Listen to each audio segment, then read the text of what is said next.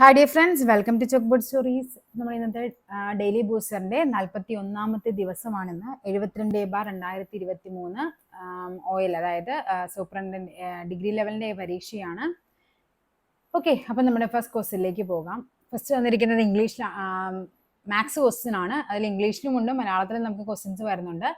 In a furniture showroom, a chair for sale is marked with a label price at 25% of discount on its printed price. അപ്പോൾ labelled price, അതായത് എന്താ പറഞ്ഞിരിക്കുന്നത്, ഒരു വസ്തുവിന്റെ label ചെയ്തിരിക്കുന്ന കാശിന്റെ കാര്യമാണ് പറയുന്നത്. അതിന് എന്താണ് പറഞ്ഞിരിക്കുന്നത്? 90%, അതായത് 25% ഓഫറിലാണ് ആ വില കൊടുത്തിരിക്കുന്നത്. എന്നിട്ട് പറഞ്ഞിരിക്കുന്നത് ജൂൺ ആയപ്പോഴേക്കും ഷോറൂം ലേബൽ വിലയിൽ 10% വിന്റർ ഓഫർ വാഗ്ദാനം ചെയ്തു. അപ്പൊ ലേബലിന്റെ വിലയാണ് നമുക്ക് അറിയേണ്ടത്. ഓക്കെ, അപ്പൊ ലേബൽ വിലയിൽ നിന്ന് എന്ത് ചെയ്തു? അപ്പൊ ലേബൽ വില നമുക്ക് എക്സ് ആക്കി എടുക്കാം. നമുക്കറിയില്ല ലേബൽ ചെയ്തിരിക്കുന്ന വില എത്രയാണ്. ലേബൽ വിലയിൽ 10% വിന്റർ ഓഫർ വാഗ്ദാനം ചെയ്ത് ഒരു ഉപഭോക്താവ് 810 രൂപയ്ക്ക് സാധനം വാങ്ങി. അതായത് എത്രയോ രൂപ, നമുക്ക് Y രൂപയാണ് അതിന്റെ ഒറിജിനൽ പ്രൈസ് എന്ന് കൊടുക്കാം. ഒറിജിനൽ പ്രൈസ് എത്രയാണ്? Y ആണെന്ന് വിചാരിക്കാം. അതില് 25% ആണ്, 25% ഓഫർ ഇട്ടാണ് എന്ത് ചെയ്തിരിക്കുന്നത്? വില ലേബൽ ചെയ്ത് വെച്ചിരിക്കുന്നത്. അപ്പൊ ജൂൺ ആയപ്പോഴേക്കും ഈ ലേബൽ വിലയുടെ എന്ത് ചെയ്തു? 10% ഓഫർ എന്ന് പറയുമ്പോൾ അതിന്റെ 90% എന്ത് ചെയ്യുന്നുണ്ട്? വിൽക്കുന്നുണ്ട്. അത് എത്ര രൂപയാണെന്ന് പറയുന്നുണ്ട്? 810 രൂപയാണെന്ന് നമുക്ക് മനസ്സിലായി. ഇനി ഇതിന്റെ അച്ചടിച്ച വില, ഒറിജിനൽ പ്രൈസ് എത്രയെന്നാ ചോദിച്ചിരിക്കുന്നത്, അതായത് Y എത്രയെന്നാ ചോദിച്ചിരിക്കുന്നത്. നമുക്ക് ആദ്യം എക്സ് കണ്ടുപിടിക്കാം. എക്സ് എന്ന് പറയുന്നത് 810 × 100 / 90 എന്ന് വരും അല്ലെ. 0 കട്ടാകും, 81 9 കൂടി കട്ടാകും. 9 തവണ എക്സ് എന്ന് പറയുന്നത് 900 രൂപയാണ്. അപ്പൊ എന്ത് കിട്ടി നമുക്ക്? ലേബൽ ചെയ്ത വില, അതില് ലേബൽ ചെയ്ത വില എന്ന് പറയുന്നത് 90 ആണ്. പക്ഷേ 90 അല്ല, 900 ആണ്. ഈ ലേബൽ ചെയ്ത വില എന്ന് പറയുന്നത് ഇതിന്റെ ഓൾറെഡി എത്രയായിരുന്നു? 75. ഒറിജിനൽ പ്രൈസിന്റെ 25% നമ്മൾ എന്ത് ചെയ്തിട്ടുണ്ട്? കിഴിവ് കൊടുത്തിട്ടാണ് ലേബൽ ചെയ്ത് വെച്ചിരിക്കുന്നത്. അപ്പൊ ഒറിജിനൽ പ്രൈസ് Y ആണെന്ന് നമ്മൾ പറഞ്ഞു. അതിന്റെ 25% കിഴിവെന്ന് പറയുമ്പോൾ എത്രയാണ്? 75% ഈ പറയുന്ന 900 രൂപ എന്ന് പറയുന്നത്. അപ്പൊ അതിന്റെ ലേബൽ ചെയ്ത വില, ഒറിജിനൽ വിലയാണ് നമ്മളോട് ചോദിച്ചിരിക്കുന്നത്. ലേബൽ ചെയ്ത വില നമുക്കറിയാം. അപ്പൊ ആദ്യമേ ഒരു വസ്തുവിന് Y ആണ് വില. അതിന്റെ ഈ Yയുടെ 75%, 20% ഡിസ്കൗണ്ട് കൊടുത്തിട്ട് നമ്മൾ അതിന്റെ വില എക്സ് ആക്കി കൊടുത്തു. ഈ എക്സിന്റെ വീണ്ടും എന്ത് ചെയ്തു? 10% വില ഇട്ടപ്പോഴേക്കും 810 കിട്ടി. ഇതാണ് ഇതിന്റെ കണ്ടീഷൻ എന്ന് പറയുന്നത്. ഇതിന്റെ ബാക്കിലോട്ട് പോയി നമുക്ക് Y കണ്ടുപിടിക്കണം. അപ്പോൾ ഇവിടെ എത്ര വരും? 900 × 100 / 75 എന്ന് വരും. ഈ 75 നമുക്ക് എന്തുകൊണ്ട് കട്ട് ചെയ്ത് കളയാം? 15 കൊണ്ട് കട്ട് ചെയ്ത് കഴിഞ്ഞാൽ 5 തവണ വരും അല്ലെ. 90 6 തവണ, 60.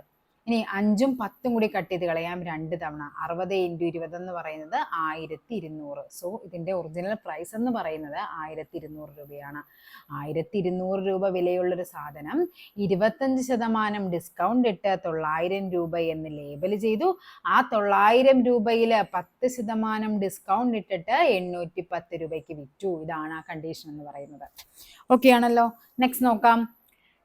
Starting from a place A, Ramu walks 200 meter towards north. ഇവിടെ നമുക്ക് ക്വസ്റ്റ്യൻ പറഞ്ഞിരിക്കുന്നത്, ഈ ഇങ്ങനത്തെ ക്വസ്റ്റ്യൻ വരുമ്പോഴേക്കും ഇംഗ്ലീഷും മലയാളവും കൂടി വായിച്ചു നോക്കണം കേട്ടോ. മലയാളം മാത്രം വായിച്ചു നോക്കിയാൽ ചിലപ്പോൾ മനസ്സിലാവില്ല. ഇവിടെ പറഞ്ഞിരിക്കുന്നത് രാമു എന്താണ്? Starting from a place a എന്ന് പറയുന്ന പ്ലേസിൽ നിന്ന് രാമു സ്റ്റാർട്ട് ചെയ്തു. എങ്ങോട്ടേക്ക്? Towards north. അപ്പൊ നമുക്കറിയാം ഇങ്ങനെ വരയ്ക്കുമ്പോഴേക്കും ഇത് നോർത്ത്, ഇത് സൗത്ത്, ഇത് ഈസ്റ്റ്, ഇത് വെസ്റ്റ് ആണ്. 200 മീറ്റർ നോർത്തിലോട്ട് പോയി എന്ന് പറഞ്ഞു. എന്നിട്ട് പറഞ്ഞിരിക്കുന്നത് എന്താണ്? Then turns towards right. Right എന്ന് പറയുമ്പോൾ നമ്മൾ എപ്പോഴും റൈറ്റും ലെഫ്റ്റും പറയുമ്പോൾ ക്ലോക്ക് വൈസ് ഡയറക്ഷൻ ഓർത്താൽ മതി. റൈറ്റ് എപ്പോഴും ക്ലോക്ക് വൈസ് ഡയറക്ഷൻ ആണ്. ഇങ്ങനെ ഇരിക്കുന്ന സൂചി പിന്നെ ക്ലോക്ക് വൈസ് ഡയറക്ഷൻ എന്ന് പറയുമ്പോൾ ഇങ്ങോട്ടേക്കല്ലേ കറങ്ങേണ്ടത്. സോ എന്ത് ചെയ്തു? ഇങ്ങോട്ടേക്ക് സഞ്ചരിച്ചു. എത്ര ദൂരമാണ് സഞ്ചരിച്ചത്? 100 മീറ്റർ സഞ്ചരിച്ചു. പിന്നെ പറഞ്ഞിരിക്കുന്നത് after that he turns right. വീണ്ടും എന്ത് ചെയ്തിട്ടുണ്ട്? റൈറ്റിലോട്ട് ടേൺ ചെയ്തു. എത്ര ദൂരം സഞ്ചരിച്ചു? 80 മീറ്റർ സഞ്ചരിച്ചു. Okay, then turn right. വീണ്ടും റൈറ്റിലോട്ട്, അപ്പൊ ഇങ്ങോട്ടേക്ക് സഞ്ചരിച്ചു. 50 മീറ്റർ സഞ്ചരിച്ചു. ഇനിയിപ്പോ നമുക്ക് വേണ്ടത് കറന്റ് പൊസിഷനും എ എന്ന് പറയുന്ന പൊസിഷനും തമ്മിലുള്ള ഈ ഡിസ്റ്റൻസ് ആണ് നമുക്ക് വേണ്ടത്. ഇവിടെ നമുക്ക് ഇതെല്ലാം ഒന്ന് ജോയിൻ ചെയ്ത് കൊടുക്കാം അല്ലെ. ഇത് മൊത്തം 100 ആണ്, ഇവിടം വരെ 50 ആണെങ്കിൽ ഈ പകുതി എന്ന് പറയുന്നത് 50 ആയിരിക്കും. ആണല്ലോ. ഇത് മൊത്തം 200 ഇവിടെ മുതൽ ഇവിടം വരെ നമുക്ക് കിട്ടി 80 കിട്ടി. അങ്ങനെയാണെങ്കിൽ ഈ ലെങ്ത് എന്ന് പറയുന്നത് 120 അതായത് ഈ തന്നിരിക്കുന്നത് ഒരു റൈറ്റ് ആംഗിൾ ട്രയാങ്കിൾ ആണ്. അതിന്റെ ഒരു സൈഡ് എന്ന് പറയുന്നത് 120 ഒരു സൈഡ് 50 ആണെങ്കിൽ അതിന്റെ എന്താണ് ഹൈപ്പോട്ടന്യൂസും അതിന്റെ കർണമാണ് നമുക്ക് കണ്ടുപിടിക്കേണ്ടത്. കർണം എങ്ങനെയാണ് നമ്മൾ കണ്ടുപിടിക്കേണ്ടത്? കർണം സ്ക്വയർ എന്ന് പറയുമ്പോൾ എന്താണ്? കർണം സ്ക്വയർ എന്ന് പറയുന്നത് പാദം സ്ക്വയർ പ്ലസ് ലംബം സ്ക്വയർ, അതായത് 120 സ്ക്വയർ പ്ലസ് പാദം എത്രയാണ്? 50 സ്ക്വയർ. 12 സ്ക്വയർ 144 2 പൂജ്യം അല്ലെ. സ്ക്വയർ നമ്മുടെ എത്രയാണോ നമ്മുടെ ക്വസ്റ്റ്യനിൽ സ്ക്വയർ കണ്ടുപിടിക്കുമ്പോഴേക്കും അതിന്റെ ഇരട്ടി പൂജ്യം വേണം. പ്ലസ് 25 എന്ന് പറയും, 5 സ്ക്വയർ 25 2 പൂജ്യം ഇട്ട് കൊടുക്കുക. ഇവിടെ ആൻസർ എത്ര വരും? 169 2 പൂജ്യം. 169 റൂട്ട് നമുക്കറിയാം 13 ആണെന്നുള്ളത്. 2 പൂജ്യം സ്ക്വയർ റൂട്ടിന്റെ പുറത്തേക്ക് എടുക്കുമ്പോൾ 1 ആയിട്ട് മാറും. സോ ആൻസർ എത്രയാണ്? ഓപ്ഷൻ സി 130 മീറ്റർ ആണ് എന്താ ഇതിന്റെ ഡിസ്റ്റൻസ് എന്ന് പറയുന്നത്. നെക്സ്റ്റ് നോക്കാം. ദ വാല്യൂ ഓഫ്, ഈ ക്വസ്റ്റ്യൻ ചിലപ്പോൾ കാണാൻ ഒരു ബുദ്ധിമുട്ടുണ്ടാകും, ഞാൻ എഴുതി കാണിക്കാം. 1/1 plus root 2 plus 1/1 minus root 2 plus 1/√2 plus root 3 minus 1/√2 minus root 3 plus 1/√3 plus 2 plus 1/√3 minus 2. ഇതാണ് നമ്മുടെ ക്വസ്റ്റ്യൻ എന്ന് പറയുന്നത്. ഈ ക്വസ്റ്റ്യൻ കാണുമ്പോൾ തന്നെ നമുക്ക് മനസ്സിലാകും ഇത് എന്താണ്, ഇത് പ്ലസ് ആണ്, ഇത് മൈനസ് ആണ്. ഒരേ കാര്യങ്ങളുടെ പെയർ ആയിട്ടാണ്, പ്ലസും മൈനസുള്ള പെയർ ആയിട്ട് തന്നിരിക്കുന്നത്. നമുക്ക് അത് ഓരോന്നും ചെയ്ത് വെക്കാം. അത് നമുക്ക് എളുപ്പമാണ് ചെയ്യാനായിട്ട്. കാര്യം എന്ത് ചെയ്യണം? ആദ്യം ഈ ഒരു പെയർ എടുത്തു കഴിഞ്ഞാൽ നമുക്ക് എങ്ങനെയാണ് നമ്മൾ 1/a പ്ലസ് 1/b ചെയ്യേണ്ടത്? ക്രോസ് മൾട്ടിപ്ലൈ ചെയ്യണം. b plus A divide by B A ആണല്ലേ. തമ്മിൽ മൾട്ടിപ്ലൈ ചെയ്യുക, താഴെ തമ്മിൽ മൾട്ടിപ്ലൈ ചെയ്യുക. അപ്പോൾ ഇവിടെ എന്തോ ഒരു മുകളിൽ ചെയ്യുമ്പോഴേക്കും 1 × 1 മൈനസ് റൂട്ട് 2 എന്ന് പറയുമ്പോൾ 1 മൈനസ് റൂട്ട് 2 വരും. പ്ലസ് 1 പ്ലസ് 1 × 1 പ്ലസ് റൂട്ട് 2 ആണ്. അപ്പോൾ എന്താ സെയിം സാധനം തന്നെയാണ്. മുകളിൽ 1 തന്നെ ആയതുകൊണ്ട് നമുക്ക് അത് അങ്ങനെ തന്നെ എടുത്ത് എഴുതിയാൽ മതി. ഡിവൈഡഡ് ബൈ, ഇവിടെ നോക്കിക്കേ 1 പ്ലസ് റൂട്ട് 2, ഇവിടെ ഇങ്ങനെയാണ് വരേണ്ടത്. 1 plus root 2 into 1 minus root 2. ഇവിടെ നമുക്ക് അറിയാവുന്ന ഒരു ഐഡന്റിറ്റി ഉണ്ട്. A plus B into A minus B എന്ന് പറയുന്നത് എന്തായിട്ടാണ് നമ്മൾ പഠിക്കുന്നത്? A square minus B square ആണ്. അപ്പോൾ ഇവിടെ എന്ത് വരും? A square minus B square എന്ന് പറയുമ്പോൾ ഇതാണ് എ, ഇത് ബി. അപ്പോൾ A square minus B square 1 square minus root 2 square എന്ന് വരും. അതായത് ഇവിടെ എന്താണ്? മൈനസ് റൂട്ട് 2 കട്ടായി പോകും, ഇവിടുത്തെ പ്ലസ് റൂട്ട് 2 കട്ടായി പോകും. 1 പ്ലസ് 1 എന്ന് പറയുന്നത് 2 ആണ്. ഡിവൈഡഡ് ബൈ 1ന്റെ സ്ക്വയർ 1 ആണ്, റൂട്ട് 2ന്റെ സ്ക്വയർ എന്ന് പറയുന്നത് 2 ആണ്. ഓക്കെ, റൂട്ട് എ സ്ക്വയർ എന്ന് പറയുന്നത് root A into root A, അതായത് എ ആണ് ആൻസർ എന്ന് പറയുന്നത്. അതേപോലെ തന്നെ അപ്പോൾ ഇവിടെ ആൻസർ എത്ര വരും? 2/-1 എന്ന് വരും. 2/-1 എന്ന് പറയുമ്പോൾ എന്താണ് ആൻസർ? -2. അതായത് വലുതിൽ നിന്ന് ചെറുത് കുറച്ച് വലുതിന്റെ സൈൻ ഇട്ട് കൊടുക്കാം. ഓക്കെ ആണല്ലോ. ഇനി നമുക്ക് നെക്സ്റ്റ് പെയർ എടുക്കാം. ഇവിടെ എന്ത് വരും? ക്രോസ് മൾട്ടിപ്ലൈ ചെയ്യുമ്പോൾ മുകളിൽ എന്ത് വരും? Root 2 minus root 3. ഇനി ഇവിടെ നടുക്ക് മൈനസ് ആണ്, അപ്പോൾ അത് ശ്രദ്ധിക്കണം. മൈനസ് ഇട്ടിട്ട് നിങ്ങൾ ബ്രാക്കറ്റിൽ തന്നെ ഇട്ട് വെച്ചു. റൂട്ട് 2 പ്ലസ് റൂട്ട് 3 എന്ന് വരും. ഡിവൈഡഡ് ബൈ എന്ത് വരും? Root 2 plus 3 root 3 into root 2 minus root 3. അപ്പോൾ ഇവിടെ എന്താണ് ആൻസർ ആയിട്ട് വരേണ്ടത് നോക്കിക്കേ. A plus B into A minus B എന്ന് പറയുന്നത് A square minus B square ആണ്. അതായത് root 2 square minus root 3 square എന്ന് വരും. ഇവിടെ എന്ത് വരും? ന്യൂമറേറ്ററിൽ റൂട്ട് 2 മൈനസ് റൂട്ട് 3 മൈനസ് കൊണ്ട് മൾട്ടിപ്ലൈ ചെയ്യുമ്പോഴേക്കും മൈനസ് റൂട്ട് 2. ഇവിടെ എന്താണ്? മൈനസ് ഇൻറ്റു പ്ലസ് എന്ന് പറയുന്നത് മൈനസ് റൂട്ട് 3 ആണ് വരേണ്ടത്. ഡിവൈഡഡ് ബൈ 2ന്റെ റൂട്ട് 2ന്റെ സ്ക്വയർ 2 വരും, റൂട്ട് 3യുടെ സ്ക്വയർ 3 വരും. ഇവിടുത്തെ പ്ലസ് റൂട്ട് 2 മൈനസ് റൂട്ട് 2 കട്ടായി പോകും. മൈനസ് റൂട്ട് 3 എത്രയാണ്? മൈനസ് 2 റൂട്ട് 3 ആണ്. നമ്മൾ പഠിച്ചിട്ടില്ലേ എക്സ് പ്ലസ് എക്സ് എന്ന് പറയുന്നത് 2x ആണ്.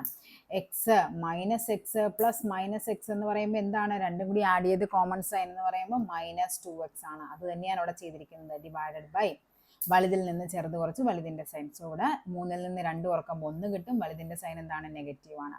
-1 എന്ന് വരും. നെഗറ്റീവും കട്ടായി പോകും. ആൻസർ എത്ര വരും? ഫൈനൽ ആൻസർ 2 റൂട്ട് 3 വരും. ഇനി നമ്മുടെ നെക്സ്റ്റ് പെയർ ഇതെടുക്കാം. ഓക്കെ, ഇതെടുക്കുമ്പോഴേക്കും എന്ത് വരും? Root 3 minus 2 plus root 3 plus 2 whole divided by A square minus B square root 3 square minus 2 square എന്ന് വരും. ഇവിടെ എന്താണ് -2 + 2 കട്ടായി പോകും അല്ലേ. √3യും √3യും കൂടി കൂട്ടുമ്പോൾ 2√3 ഡിവൈഡഡ് ബൈ √3യുടെ സ്ക്വയർ എന്ന് പറയുന്നത് 3 ആണ്, √2ന്റെ സ്ക്വയർ എന്ന് പറയുന്നത് 4 ആണ്. അപ്പോൾ അടുത്ത ആൻസർ എങ്ങനെ വരും? 2√3 ഡിവൈഡഡ് ബൈ വലുതിൽ നിന്ന് ചെറുത് കുറച്ച് വലുതിന്റെ സൈൻ -1 എന്ന് വരും. അതായത് -2√3 ആണ്. ഓക്കെ, ഇപ്പൊ നമ്മുടെ ആൻസറിലേക്ക് നമ്മൾ എത്തിയിട്ടില്ല. നമുക്ക് ഇത്രയും സെറ്റിന്റെ ആൻസർ എന്ത് കിട്ടി?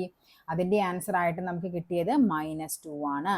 പ്ലസ് ഇത്രയും ടേമിന്റെ ആൻസർ ആയിട്ട് നമുക്ക് എന്ത് കിട്ടി? 2√3 എന്ന് കിട്ടി. മൈനസ് ഇത്രയും ടേമിന്റെ ആൻസർ ആയിട്ട് നമുക്ക് എന്ത് കിട്ടി? -2√3 എന്ന് കിട്ടി. ഓക്കെ,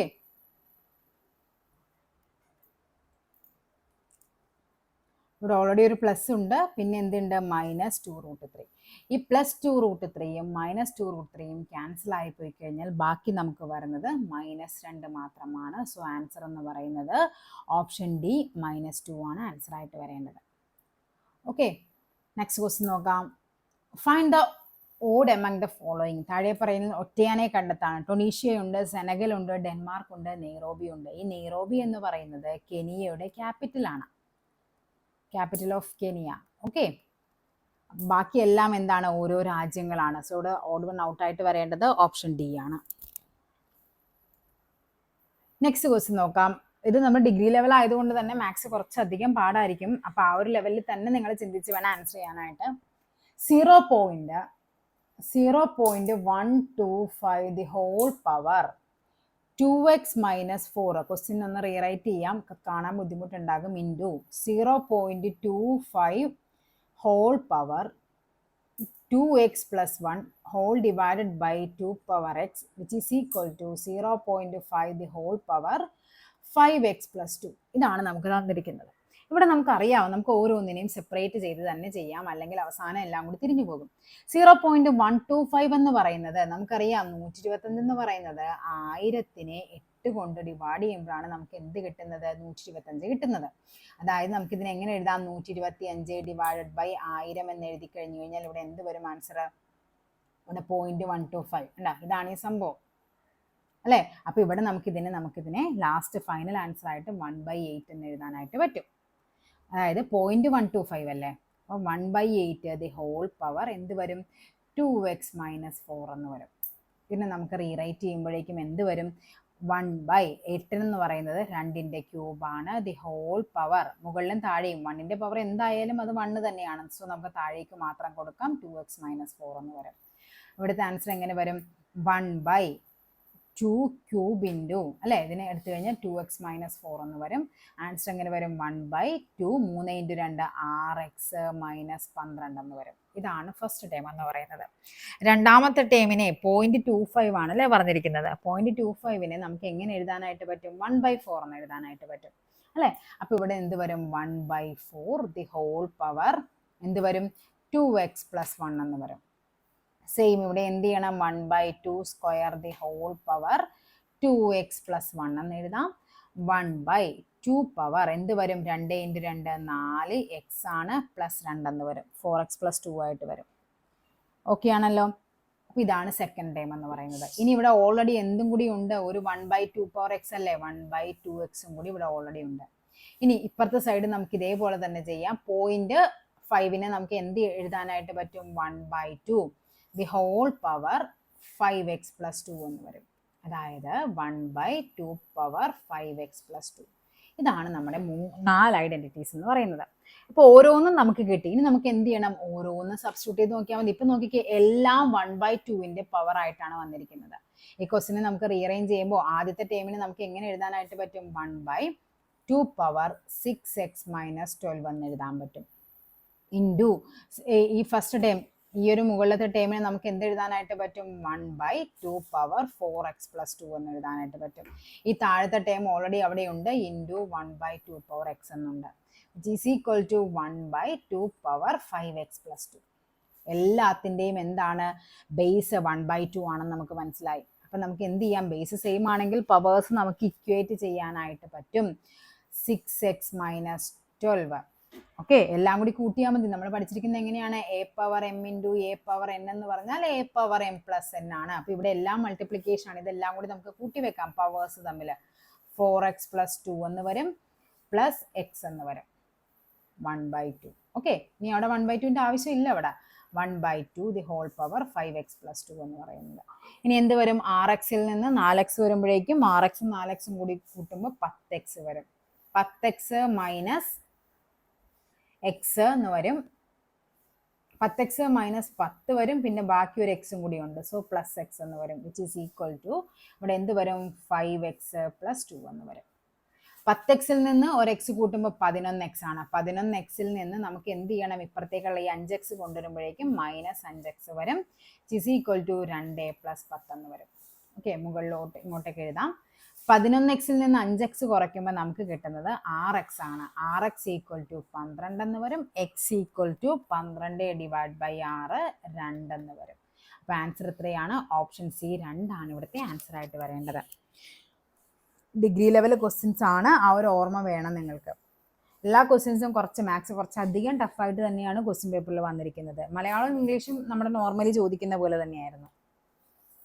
ഓരോ മണിക്കൂറിലും ഒരു ക്ലോക്ക് 30 സെക്കൻഡ് നഷ്ടപ്പെടുന്നു. A clock losses 30 seconds in each hour if the clock is at right time at the 12 noon on Sunday.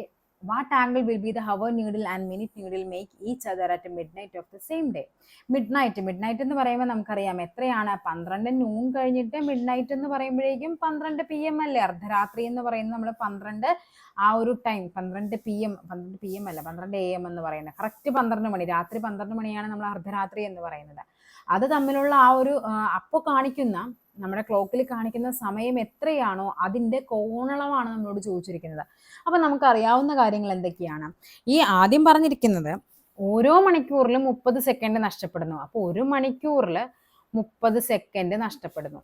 ഇവിടെ മുതൽ ഇവിടം വരെ 12 മണിക്കൂറുണ്ട്. അപ്പോൾ 12 മണിക്കൂറിൽ എത്രയായിരിക്കും? 12 × 30, അതായത് 360 സെക്കൻഡ് ആണ് നഷ്ടപ്പെടുന്നത്. 360 സെക്കൻഡ് എന്ന് പറയുന്നത് 6 മിനിറ്റ് നഷ്ടപ്പെടും.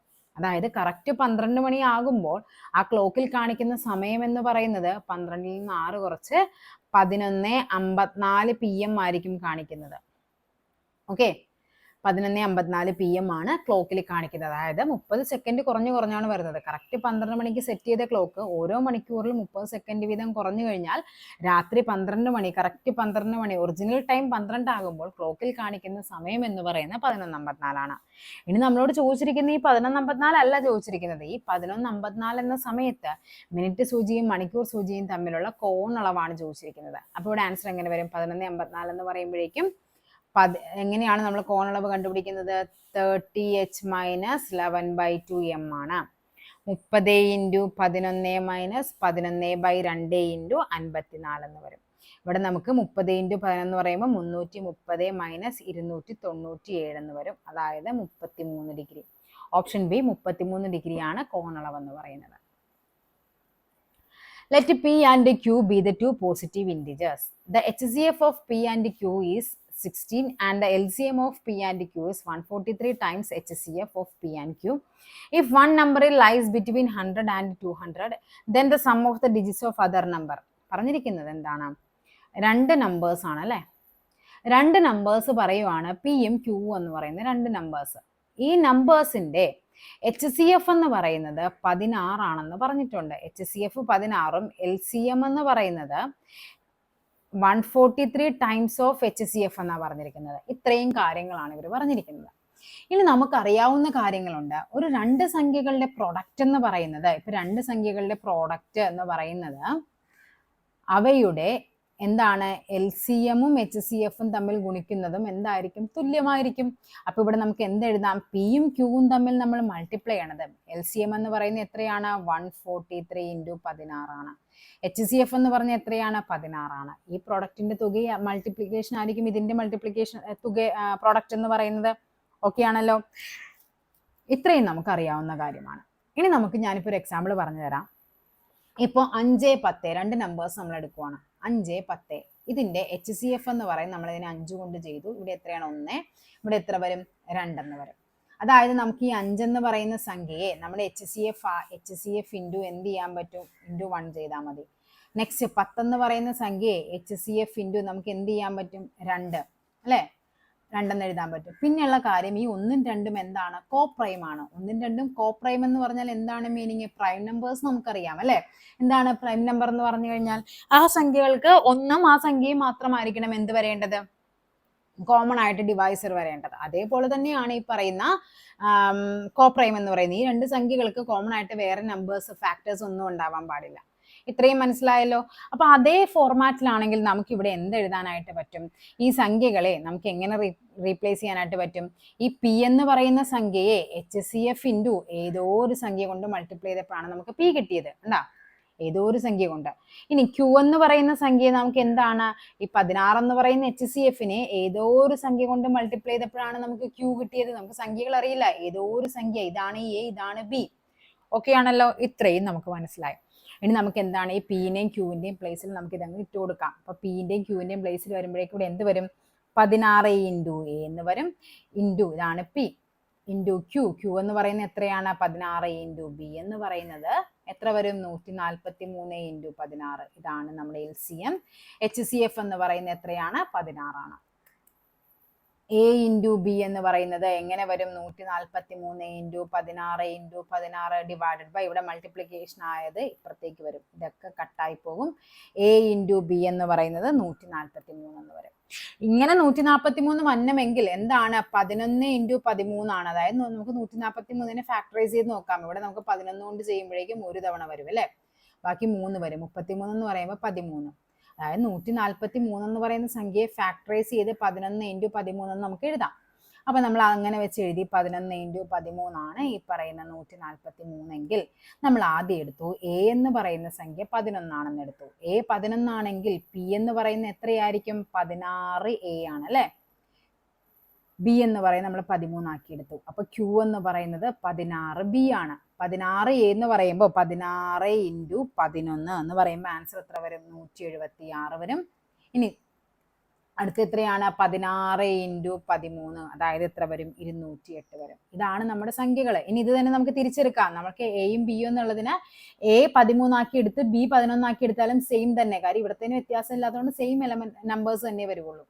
ഇപ്പൊ നമ്മുടെ സംഖ്യകൾ വരെ നമുക്ക് കിട്ടി, 176ഉം 208ഉം. ഇതൊന്നുമല്ല നമ്മളോട് ചോദിച്ചിരിക്കുന്നത്. പറഞ്ഞിരിക്കുന്നത് if one number lies between 100 and 200, ഇതിൽ ഏതോ ഒരു നമ്പർ 100നും 200നും ഇടയ്ക്കാണ്. അപ്പൊ നമുക്ക് കിട്ടി 176 ആണ് ആ നമ്പർ. എന്നിട്ട് ചോദിച്ചിരിക്കുന്നത് മറ്റേ നമ്പറിന്റെ സംഖ്യകളുടെ തുക. അപ്പൊ 176 എന്ന് പറയുന്ന സംഖ്യയെ നമുക്ക് മാറ്റി നിർത്താം, അതിന്റെ ആവശ്യമില്ല. രണ്ടാമത്തെ സംഖ്യ 208 ആണ്. ഇതിലെ സംഖ്യകളുടെ തുക 2 + 8 എന്ന് പറയുന്നത് 10 ആണ്. സോ ഇതാണ് നമ്മളോട് ചോദിച്ചിരിക്കുന്നത്. ഓക്കെ, നെക്സ്റ്റ് നോക്കാം. Select the related letters which replace A question mark from the given alternatives. എന്താണ് പറഞ്ഞിരിക്കുന്നത്, FJMനെ നമ്മൾ എങ്ങനെ എഴുതിയിരിക്കുന്നു, HFS എന്ന് എഴുതിയിരിക്കുന്നു. എങ്ങനെയാണ് ഇതിലേക്ക് എത്തുന്നത്, എഫിൽ നിന്ന് FGH 2 തവണ കൂട്ടുമ്പോഴാണ് എന്ത് വരുന്നത് അല്ലെ, 2 തവണ കൂട്ടുമ്പോഴാണ് H കിട്ടുന്നത്, FGH. ജയിൽ നിന്ന് എന്താണ് ചെയ്തിരിക്കുന്നത്, -4 ആണ്. F കഴിഞ്ഞിട്ട് നോക്കിക്കേ, GHIJ കണ്ട, -4 ചെയ്തപ്പോഴാണ് ഇവിടെ നിന്ന് ജയിൽ നിന്ന് -4 ചെയ്തപ്പോഴാണ് F കിട്ടിയത്. എമ്മിൽ നിന്ന് M കഴിഞ്ഞിട്ട് NOPQRS +6 ചെയ്തപ്പോഴാണ് S കിട്ടിയിരിക്കുന്നത്. സെയിം മെത്തേഡ് ഇവിടെ തന്നെ ചെയ്ത് നോക്കിയാൽ മതി. DKN ആദ്യം എന്ത് ചെയ്യണം, +2 ചെയ്യണം. +2 എന്ന് പറയുമ്പോൾ നമുക്കറിയാം E ഉണ്ട്, നെക്സ്റ്റ് F ആണ് വേണ്ടത്. എല്ലാത്തിലും F തന്നെയാണ്. സോ നെക്സ്റ്റ് ലെറ്റർ എന്താന്ന് നോക്കിയാൽ മതി. ഇവിടെ എന്ത് ചെയ്യണം, -4 ചെയ്യണം. കെയിൽ നിന്ന് -4ലേക്ക് എത്തുമ്പോഴേക്കും ഇവിടെ എന്ത് വരും, HIJ ഉണ്ടാ, ഇവിടെ G വരണം. -4 ചെയ്യുമ്പോഴേക്കും G ആണ് വരേണ്ടത്. ഓക്കെ, FG വരുന്ന ഏതാണ്, ഓപ്ഷൻ A ആണ് അപ്പൊ ആൻസർ ആയിട്ട് വരേണ്ടത്. ബാക്കി ഇനി എന്താണ്, +6 ചെയ്യണം അല്ലെ. N കഴിഞ്ഞിട്ട് OPQRST അല്ല, T വരണം, FGT. ഇതാണ് അതിന്റെ ഓർഡർ. ആദ്യം +2 ചെയ്തു, പിന്നെ -4 ചെയ്തു, പിന്നെ +6 ചെയ്തു. അപ്പൊ ആൻസർ ഓപ്ഷൻ A ആണ്.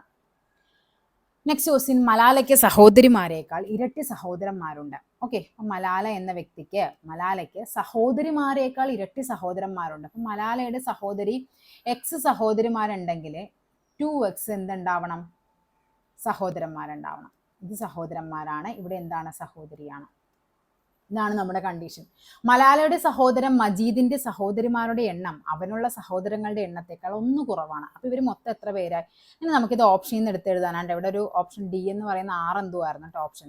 ഇവിടെ നമുക്ക് ഓപ്ഷനിൽ നമുക്ക് ചെയ്ത് നോക്കാം. ആദ്യം നമ്മൾ എടുത്തു മലാലയ്ക്ക് 3 സഹോദരിമാരാണുള്ളതെന്ന് എടുത്തു. അപ്പൊ എന്ത് വന്നു? മലാലയ്ക്ക് 3 സഹോദരികളാണെങ്കിൽ 6 സഹോദരന്മാർ വേണം.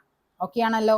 ഇനി പറഞ്ഞിരിക്കുന്നത് മലാലയുടെ സഹോദരൻ മജീദ് എന്ന് പറയുന്ന വ്യക്തിക്ക് എന്തെന്നാ പറഞ്ഞിരിക്കുന്നത്?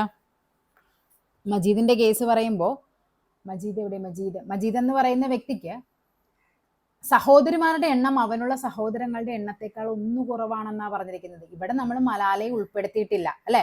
അപ്പൊ ഇവിടുത്തെ സഹോദരി മജീദിന്റെ സഹോദരിമാരെന്ന് പറയുമ്പോഴേക്കും മൊത്തം എത്രയാണ്? അപ്പൊ 3 സഹോദരിമാരാണ് മലാലയ്ക്കുള്ളത്. മലാലയും കൂടി കൂട്ടി വേണ്ടേ മജീദിന്റെ സഹോദരിമാരുടെ എണ്ണം പറയാൻ? അപ്പൊ അത് 4 ആയിട്ട് മാറും. ഇനി ഇവിടെ എന്താണ്? മൊത്തം 6 സഹോദരങ്ങളുണ്ട്. അതിൽ നമ്മൾ മജീദിനെ ഒഴിവാക്കുമ്പോൾ ബാക്കി ഇവിടെ എത്ര എണ്ണം വരും? 5 പേര് വരും. ഇനി നോക്കിക്കേ, നമ്മുടെ കണ്ടീഷൻ പറഞ്ഞിരിക്കുന്നത് മലാലയുടെ സഹോദരൻ മജീദിന്റെ സഹോദരിമാരുടെ എണ്ണം എന്ന് പറയുന്നത് അവന്റെ സഹോദരങ്ങളുടെ എണ്ണത്തേക്കാൾ 1 കുറവാണ്. 5-ൽ നിന്ന് 1 കുറവാണ് 4 എന്ന് പറയുന്നത്. ഇനി ഇവിടെ മൊത്തം പിള്ളേരുടെ എണ്ണം നോക്കിക്കേ. മലാല ഒന്നാക്കി എടുത്തു കഴിഞ്ഞാൽ മലാലയ്ക്ക് 6 സഹോദരങ്ങളുണ്ട്. 6 1 7, മൊത്തം 3 സഹോദരിമാരുണ്ട്. 7 3 10. ഓക്കെ ആയല്ലോ. ഇനി ഇവിടെ മജീദിനെ നമ്മൾ ഒന്നാക്കി എടുത്തു. മജീദിന് 5 സഹോദരങ്ങളുണ്ട്. അപ്പൊ 5 1 6, 6 4 10. ഈ 10 പിള്ളേരുടെ കാര്യമാണ് ഈ പറഞ്ഞിരിക്കുന്നത്. സോ ഇവിടുത്തെ ആൻസർ ഏതാണ്? ഓപ്ഷൻ എ ആണ്. നെക്സ്റ്റ് നോക്കാം.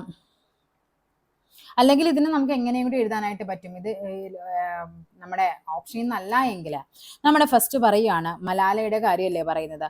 മലാലയുടെ നമുക്കറിയാം ഈ വീട്ടിലെ മൊത്തം ഉള്ള ആൺകുട്ടികളുടെ എണ്ണം, അതായത് ബ്രദേഴ്സ് എന്ന് പറയുന്നത് മൊത്തം നമ്മൾ ബ്രദേഴ്സും ഉണ്ട് സിസ്റ്റേഴ്സും ഉണ്ട് അല്ലേ. സിസ്റ്റേഴ്സിനെ നമ്മൾ എസ് ആക്കി കൊടുത്ത് ബ്രദേഴ്സിനെ നമ്മൾ ബി എന്ന് കൊടുത്തു കഴിഞ്ഞാൽ ഇവിടെ എന്ത് വരും? ബ്രദേഴ്സിന്റെ എണ്ണം എന്ന് പറയുന്നത് എന്താണ്? സഹോദരിമാരുടെ എണ്ണത്തേക്കാൾ ഇരട്ടിയാണെന്നല്ലേ പറയുന്നത്. അതായത് ഓൾറെഡി ഉള്ള സഹോദരിമാർ എസ് സിസ്റ്റേഴ്സ് ഉണ്ടാക്കുക ആ വീട്ടില്. അതിൽ മലാലേനെ നമ്മൾ ഒഴിവാക്കണം. അപ്പോൾ ഇവിടെ എന്ത് വന്നു? മലാലേനെ ഒഴിവാക്കി. അപ്പൊ S-1 വന്നു. അതിന്റെ ഇരട്ടിയാണ് സഹോദരന്മാരുടെ എണ്ണം. അപ്പോൾ ഇവിടുത്തെ ആൻസർ 2S-2 ആണ് ബ്രദേഴ്സിന്റെ എണ്ണം എന്ന് പറയുന്നത്. ഇനി നെക്സ്റ്റ് പറയുന്നത് എന്താണ്? സിസ്റ്റേഴ്സ്. മജീദിന്റെ കേസിൽ പറയുന്നത് സഹോദരന്മാരുടെ എണ്ണത്തേക്കാൾ എത്രയാണ്? 1 കുറവാണെന്ന് പറയുന്നുണ്ട്. അപ്പൊ ഇവിടെയും എന്ത് ചെയ്യണം? 2S-2 -1 എന്ന് വരും. ഓക്കെ, അപ്പൊ ഇവിടെ എന്ത് വരും? 2S-3 എന്ന് വരും സിസ്റ്റേഴ്സിന്റെ എണ്ണം. എസ് എന്ന് പറയുന്നത് എന്ത് വരും? S-2S വരും = -3. എസിൽ നിന്ന് 1 കുറക്കുമ്പോഴേക്കും ഇവിടെ എത്രയാണ് വരേണ്ടത്? -S എന്ന് പറയുന്നത് -3, S എന്ന് പറയുന്നത് 3 ആണ്. അതായത് മലാലയുടെ സഹോദരിമാരുടെ എണ്ണം എന്ന് പറയുന്നത് 3 ആണ്. ഇവിടെ നമ്മൾ മലാലയെ ഉൾപ്പെടുത്തിയിട്ടില്ല, ഒരാളെ വിട്ട് തന്നെയാണ് എഴുതിയിരിക്കുന്നത്. ഓക്കെ, ഇവിടെ ശരിക്കും ഇത് ഓപ്ഷനിൽ നിന്ന് ചെയ്യുന്നതായിരിക്കും കുറച്ചും കൂടി എളുപ്പമായിട്ട് നമുക്ക് തോന്നുന്നത്. കാര്യം അതിൽ നിന്നാവുമ്പോൾ നമുക്ക് ട്രയൽ ആൻഡ് എറർ വഴി നമുക്ക് ചെയ്യാനായിട്ട് പറ്റും. നെക്സ്റ്റ് നോക്കാം. A right circular cone is cut with a plane parallel to its base into a small cone. അതായത് ഇതാണ് നമ്മുടെ റൈറ്റ് സർക്കുലർ കോൺ എന്ന് പറയുന്നത്. വലത് വൃത്താകൃതിയുള്ള കോൺ എന്നൊക്കെ പറഞ്ഞ് തന്നിരിക്കുന്നത് എല്ലാ സംഭവം ഇതാണ്. റൈറ്റ് സർക്കുലർ കോൺ എന്ന് പറയുമ്പോൾ ഇതാണ്.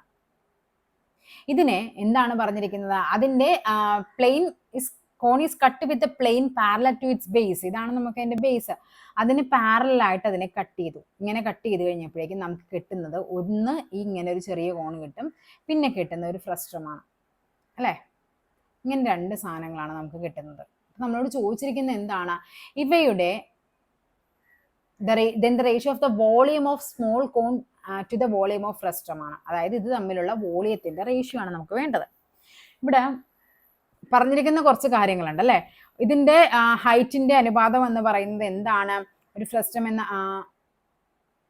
ഇതിന്റെ ഓർഡർ എപ്പോഴും നോക്കണം കേട്ടോ. Small cone and frustum എന്നാ പറഞ്ഞിരിക്കുന്നത്. സ്മോൾ കോണിൻ്റെത് 2ഉം ഇതിന്റെ ഹൈറ്റ് 1 ആണെന്ന് അവർ പറഞ്ഞിട്ടുണ്ട്. അപ്പൊ ഇതിന്റെ റേഷ്യോ ആണ് 2:1 എന്ന് പറയുന്നത്.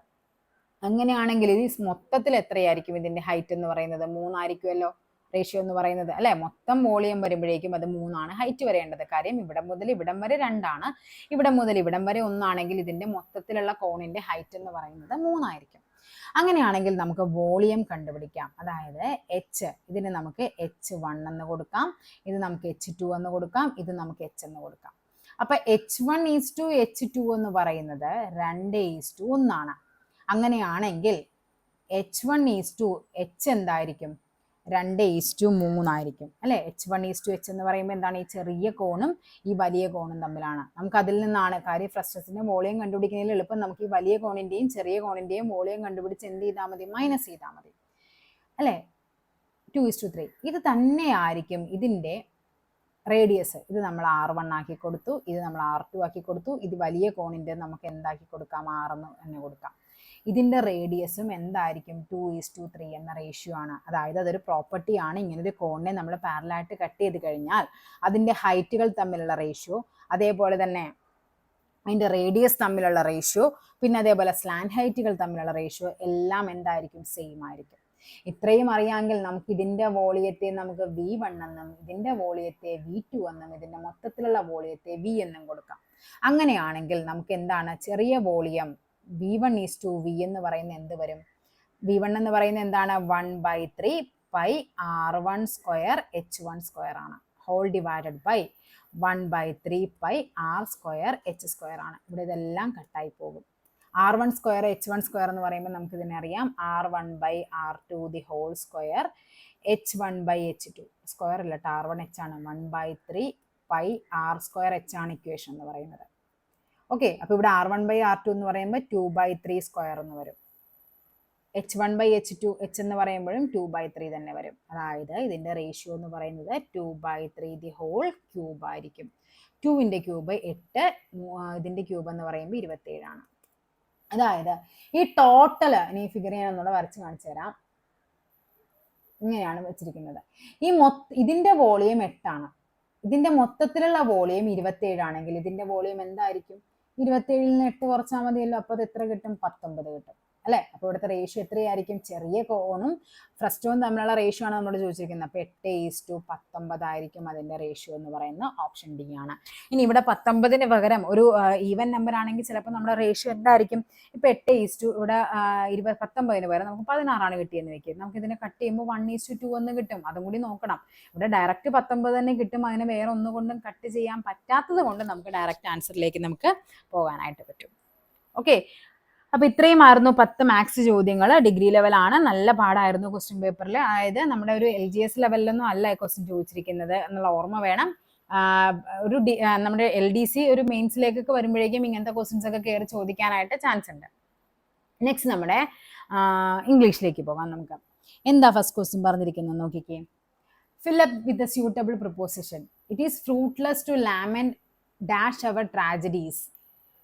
ഇവിടെ നമ്മൾ പ്രിഫർ ടു ഒക്കെ സീനിയർ ടു ഇതൊക്കെ പഠിക്കുന്ന പോലെ തന്നെ നമ്മൾ പഠിച്ചു വെക്കേണ്ടതാണ്. ലാമന്റ് എന്ന് പറയുമ്പോൾ എന്താണ്, ലാമന്റ് ഓവർ ആണ് കേട്ടോ വരേണ്ടത്. ലാമന്റ് ഓവർ ആണ്, അതായത് to express a great sorrow എന്നാണ് അതിന്റെ മീനിങ്. ഒത്തിരി ആ ഒരു സങ്കടത്തെ എക്സ്പ്രസ് ചെയ്യുന്നതിനെയാണ് ലാമന്റ് ഓവർ എന്ന് പറയുന്നത്. ഓക്കെ, ഇപ്പൊ ലാമന്റിന്റെ ഒപ്പം എന്താണ് വരേണ്ടത്, ഓവർ ആണ്. അതേപോലെ ഓവർ വരുന്ന മറ്റൊന്നാണ് എന്ത്, ജംബഡ് ഓവർ ആണ്. പിന്നെ പ്രിസൈഡിങ് ഓവർ ആണ് വരേണ്ടത്.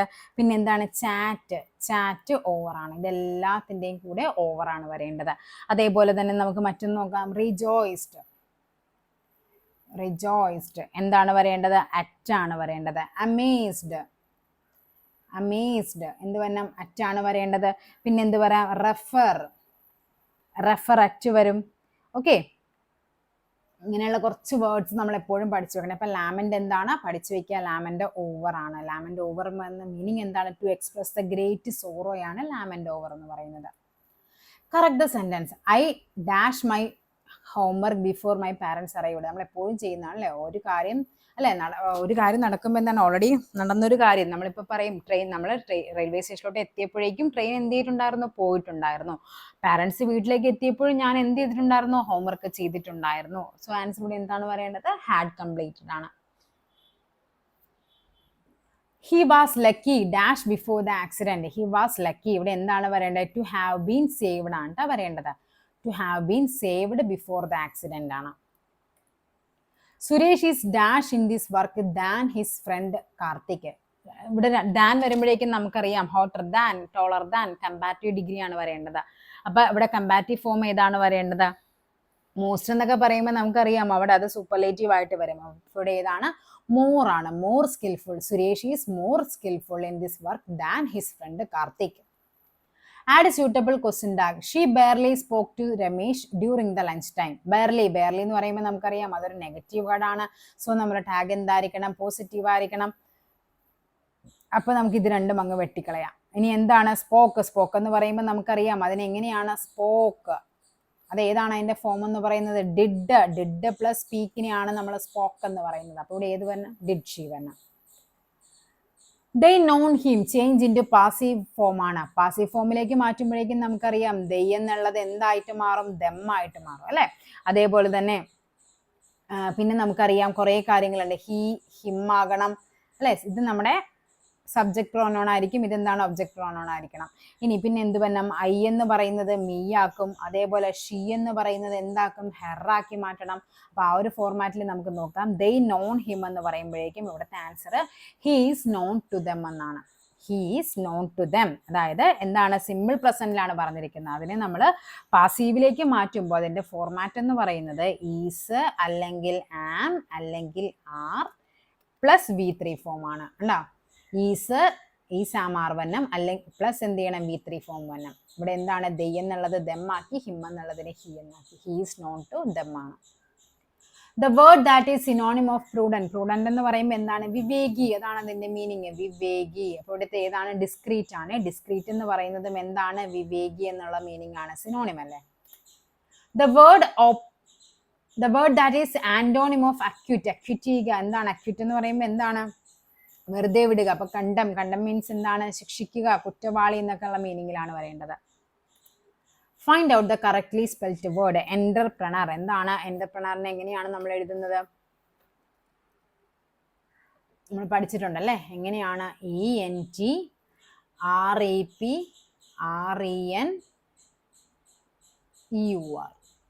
എന്റർപ്രണർ അങ്ങനെയാണ് നമ്മൾ പഠിച്ചിട്ടില്ലേ. അപ്പൊ ഏതാണ്? ഓപ്ഷൻ ബി ആണ് ആൻസർ ആയിട്ട് വരേണ്ടത്.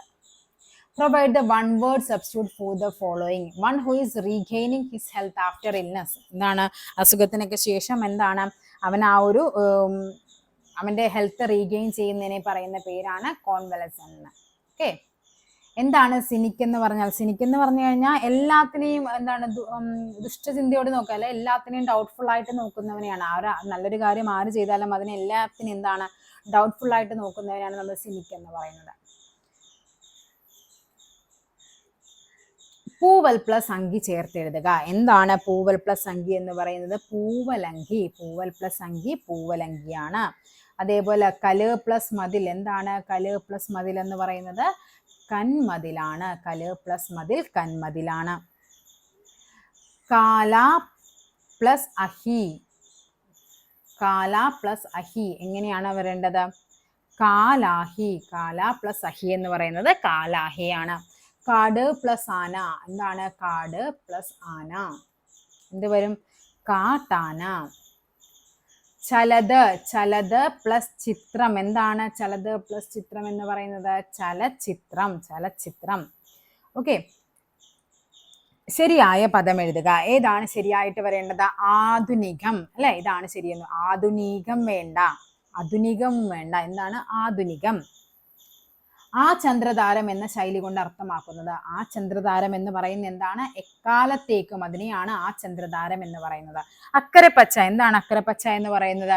അല്ലെ, അകലെയുള്ളതിനുള്ള ഭ്രമത്തെയാണ് നമ്മൾ പറയുന്നത്. ഇക്കരെ നിൽക്കുമ്പോൾ അക്കരപ്പച്ച, അപ്പുറം ഉള്ളതായിരിക്കും നല്ലതെന്ന് നമ്മൾ വിചാരിക്കും. പിന്നെ പറയുന്നത് എന്താണ്? ഏടിലെ പശു എന്ന് പറഞ്ഞാൽ എന്താണ്? പ്രയോജനശൂന്യമായത്, ഒരു പ്രയോജനം ഇല്ലാത്തതിനെയാണ് ഏടിലെ പശു എന്ന് പറയുന്നത്. ധനാശി പാടുക എന്ന് പറഞ്ഞാൽ എന്താണ്? അവസാനിപ്പിക്കുക. ചക്രം ചവിട്ടുക എന്താണ്? ബുദ്ധിമുട്ടിപ്പിക്കുക. കാപ്പ് കെട്ടുക, കച്ച കെട്ടുക എന്നൊക്കെ പറഞ്ഞാൽ എന്താ? ഒരുങ്ങുക, തയ്യാറെടുക്കുക. അതിനെയാണ് നമ്മൾ കാപ്പ് കെട്ടുക എന്ന് പറഞ്ഞാൽ ഒരുങ്ങുകയാണ്. കച്ച കെട്ടുക എന്ന് പറഞ്ഞാൽ എന്താണ്? തയ്യാറെടുക്കുക എന്നുള്ളതാണ്. ഓക്കെ, നെക്സ്റ്റ് നോക്കാം. താഴെ പറയുന്നവിൽ ഇരുട്ടിന്റെ പര്യായം വരേണ്ടത് തമിശ്രമാണ്. അപ്പൊ എന്തൊക്കെ വരാം? ഇരുട്ടിന്റെ പര്യായം തമസ് വരാം, തിമിരം വരാം. കണ്ണിനുണ്ടാകുന്ന ഒരു അസുഖമല്ലേ തിമിരം, ഇരുട്ട് അല്ലെ. തിമിരം വരാം, ധ്വാന്തം വരാം, പിന്നെന്താണ്? അന്ധകാരം വരാം. ഇതെല്ലാം ഇരുട്ടിന്റെ പര്യായമാണ്. അപ്പൊ തമിശ്രം എന്ത് ചെയ്യുക? ഒന്ന് പഠിച്ചു വെച്ചേക്കാം.